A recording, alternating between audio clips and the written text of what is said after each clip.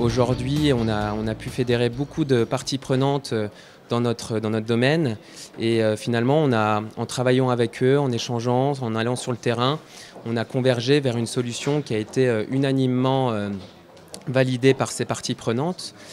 Donc aujourd'hui, on va bientôt sortir notre tout dernier prototype pour faire des tests à grande échelle sur le terrain. Et on a une grosse étape aussi là en avril qui arrive.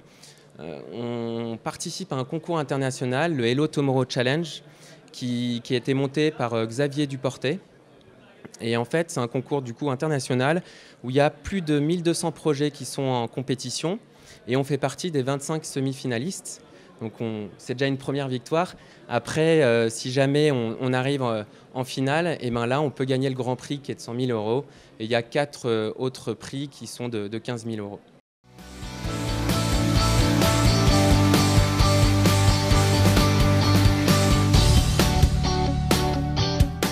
On a eu la chance, grâce à l'incubateur de l'EM Lyon et plus particulièrement grâce à Gilles Copin, Michel Coster et François Bergas, d'avoir l'opportunité de pitcher dans la belle cité du design de Saint-Étienne devant notre Premier ministre, Jean-Marc Ayrault, et toute une délégation ministérielle. Alors il y avait Geneviève Fioraso, il y avait Arnaud Montebourg, Fleur Pellerin, qui d'autres aussi, et puis oui, Pierre Moscovici. Et on a fait un petit pitch. Alors c'est vrai qu'au début c'était un petit peu impressionnant, mais finalement on les voit constamment à la télévision. Donc une fois qu'on est sur scène, on a l'impression de les connaître. Le Premier ministre, il a été très intéressé par notre projet et surtout il a parlé de notre motivation en fait. Il a été assez impressionné par ce discours entrepreneurial de finalement jouer avec le risque tout en le calculant pour produire un outil qui va aider des millions de personnes dans le monde.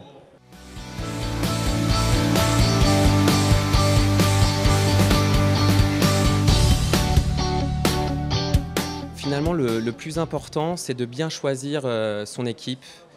Nous, avec François, on se connaît depuis très longtemps, on communique très bien ensemble et puis on est très complémentaires. On n'a pas les mêmes compétences et ça, je pense que c'est très important.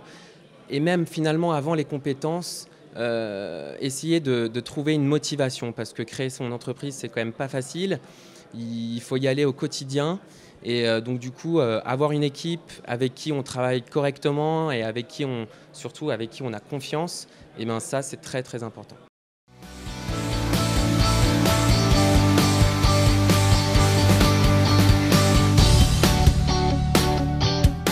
En fait, il faut clairement écrire son texte, vraiment.